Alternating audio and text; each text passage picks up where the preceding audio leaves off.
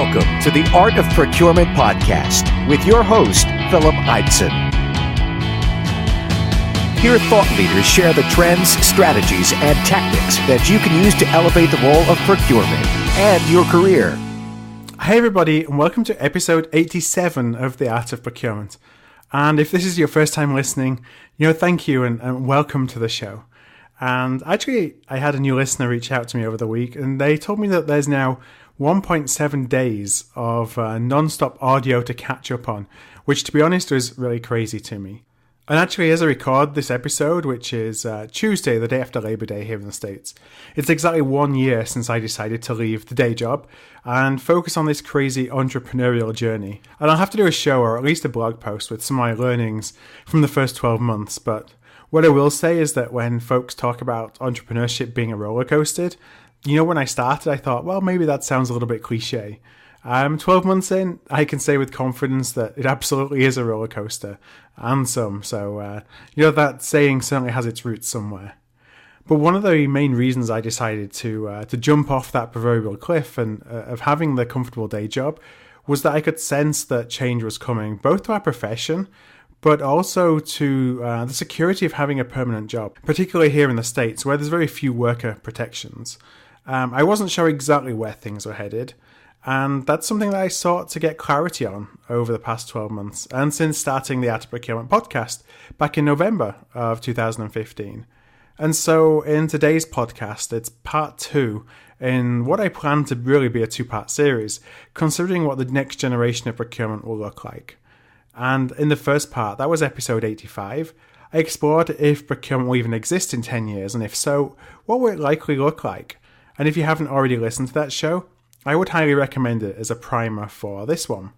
You'll hear me discuss in that episode 55 the fact that our future is really far from guaranteed, and that I strongly believe that we have to redefine our value proposition if we're going to remain or become relevant in the future. But in today's episode, I want to assume that we have redefined our value proposition, we are relevant, so the question now is, as a procurement professional, what do we need to do to survive and thrive in this new age? I'll then talk about 6 different in-demand types of jobs or types of job roles that I think will be the pillar of any retained procurement organization. Before I do begin though, please allow me to share a shameless plug. I'm excited to announce the launch of a one-on-one Art of Procurement coaching program. So I'm going to be working with a small number of procurement professionals who want to position themselves to succeed and be a leader in this new age of procurement. What we'll do is we'll take a structured approach to building and executing a career plan that ensures that you are shaping the future of procurement rather than being negatively impacted by it. And so you can expect from me to challenge what your limiting beliefs are, help identify your strengths, and apply those to a career roadmap. And then I'll be your accountability partner to make sure and to help you stay focused and on track, as inevitably things come up to take you off in different directions. The coaching program is not for everybody, but if you're interested in learning more, head on over to artofprocurement.com/coaching. You can then drop me a note and we can talk. As I mentioned, I have a limited number of spots open, so an application process is needed just to ensure that the one-on-one career coaching program makes sense for you and it makes sense in terms of what I can bring and the value that I can help add to you. Okay, let's go back into the meat of today's show. What will it take to survive and thrive in the new era of procurement?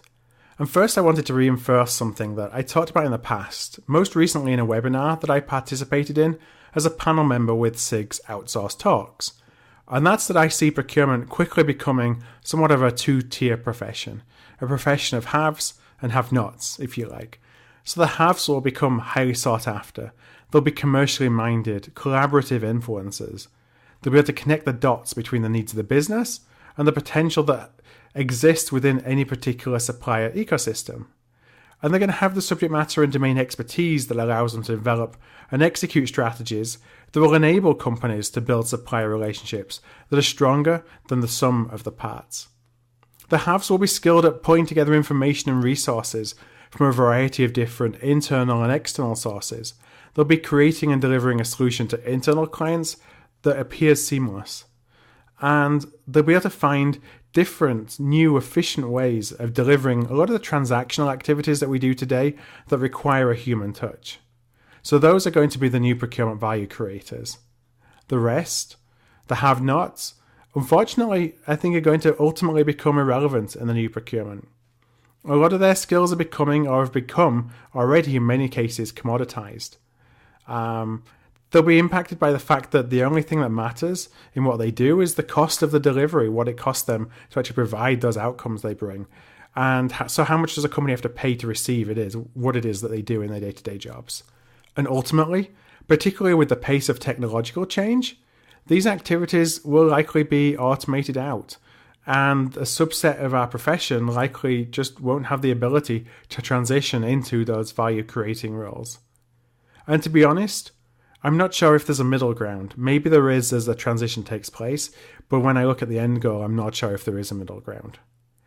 But what's interesting to me, and this is really key, what I talk about might sound like it's doom and gloom, but it really isn't, because I don't necessarily think that means there's less procurement jobs in the future than today, if and so long as we're successful in changing our value proposition, or at least our executives' perception of our value proposition. One of the reasons is that I think as we transition to a more on-demand service delivery model, an agile service delivery model that underpins that new value proposition, it actually opens up the world of strategic procurement to a huge number of companies that couldn't previously afford to invest. So they couldn't derive an attractive enough ROI in building their own retained teams. That's no longer the case as you look to these new delivery models. Now, what I actually believe will be our limiting factor is a shortage of talent at scale to execute this new value proposition. And to be honest, that was one of the key motivators for me at the Art of Procurement, to draw attention to this, but also to help us as a profession develop the skills necessary to take advantage of the opportunities that are going to be presenting themselves. And so I mentioned earlier that I see 6 different role types that are critical to the future success of our profession. And to be clear, these don't necessarily have to be individual positions, but that the skill set of the procurement professional of the future is going to be made up of a variety of these different activities. I'm not going to go into a lot of detail on each role type because what I'd love to do is explore these in a little bit more detail in a follow-up show. But let me go through those 6 roles that I believe are going to be important. And they're really in no particular order of significance, but here they are. And first is the leader. So no surprise here. Every team needs a leader. The leader will obviously be a voice of the function, the figurehead, the operational and strategic leader, and also the head of your governance program. What's going to be important is that the leader must sell the procurement value proposition and then align the capabilities and objectives of the function with the needs of the business. But the leader role is probably one that changes the least out of all the other different procurement role types that I have. The second is the facilitator. So the facilitator is somebody who's able to bring people together. They're the relationship manager, both for managing key stakeholder relationships, but also the most material supplier relationships. The facilitator connects the dots between the wants and needs of an organization and the wants and needs of a stakeholder, and then the potential that exists within the supply base, the supplier ecosystem. Those are the people that I mentioned before that are able to create more value from a supplier relationship than the sum of the parts. Next is a program or a delivery manager. And I mentioned this in the first part of the series, but the delivery model is going to look a lot different. The vast majority of activities, I believe, will be performed by third parties, whether it's managed services firms, independent workers, or technology solutions. And so the program or delivery manager is going to be responsible for essentially bringing together information, technology, services to provide a final product, the delivery of procurement services, in a way that appears seamless to stakeholders. And that can be both internal stakeholders and external stakeholders, whether it's suppliers, regulators, whoever that may be. They're going to be juggling a lot of different balls in the air. It's their job to make sure that none of them fall to the ground. And so the fourth type of procurement person of the future is the SME, the subject matter expert. The SME will be the domain expert. It can be for a particular category or subcategory. It can also be for a particular process. So examples are a third-party risk expert, supply chain sustainability expert, contracting expert, supplier relationship management expert. The list really goes on. And I know that this might not be the prevailing view right now, but my money would be that for the majority of organizations, certainly maybe with the exception of the very largest companies, the SME is going to be either a project-based resource, a part-time resource, or is going to be working with a company on a retainer-based model. I mentioned the largest of companies. Well, they may still have the ability to justify the ROI to have these resources permanently on staff. So, for example, if they have sufficient spend in a particular category, or perhaps the way that they lever their supply base in a category is what is their competitive advantage in the marketplace. Or it could be that they have client or regulatory reasons, so reasons that can immediately be tied to ROI, but that require them to invest in full-time resources. But by and large, I think this is where we're going to see an explosion in the on-demand use of subject matter experts through third parties, through tools like freelancer management systems. Really, I think there's going to be a number of different ways that we can engage with independent experts or with managed service providers, particularly around category and subcategory domain expertise. The opportunity here for me for a procurement professional perspective is that it allows the people who are the best at in these domains to start charging based on the value they create for their clients. Because I would anticipate an SME having multiple clients versus drawing a salary. So this could be quite lucrative for those SMEs. The fifth type of resource I am calling the data scientist. So real-time data, predictive analytics, they're going to reshape how we access information in ways that, frankly, I don't yet really fully understand. But if you can't interpret the data that we're going to have access to, it really becomes useless. So the ability for procurement to know where to look for data, how to extract it, to separate the signal from the noise, and then turn that into actionable intelligence is going to be a real competitive advantage. And to be honest, I think that this does need a completely different skill set than a facilitator or a delivery manager role, for example. And the data scientist, very analytical position, is going to really play an increasingly important role in procurement. And finally, there's the architect. So building a procurement delivery model used to be fairly straightforward. You'd look at spend profile, the organizational structure of your company, and build an internal function based on perhaps the notion of some best-in-class benchmark, whether it's FTEs per dollar of spend, something like that. But there'd be information out there that would help you kind of build the structure that would work for you. Because you would have a choice of 3 or 4 end-to-end technology suites. You'd need to choose just one of those and the modules that work best within your needs, but there wouldn't be a lot of choice. Of course, I oversimplify, but what I really want to say is that there's not that many variables. But fast forward to today, even more so to the future, and I think there's going to be endless options in terms of how you architect a procurement delivery model and the technology that underpins it. I think that we're moving away from this notion of best in class because it truly is situational. And so the architect's going to be responsible for assembling, maintaining, and continually improving the procurement infrastructure and the delivery model. And this ultimately will be what enables the procurement function and its day-to-day activities to meet the needs of the business, and importantly, to stay on top of the evolving needs of the business so that you can be agile in terms of the way the procurement organization is built to continue to change to meet the ongoing evolution of the business needs.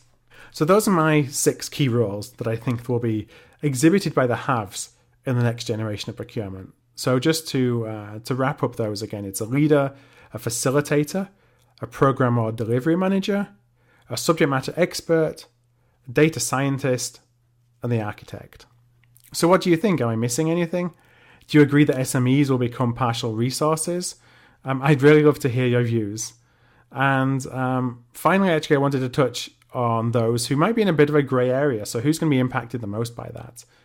And I think that it's the professionals that have a career strategy similar to what I had certainly earlier in my career. And that is to be the generalist.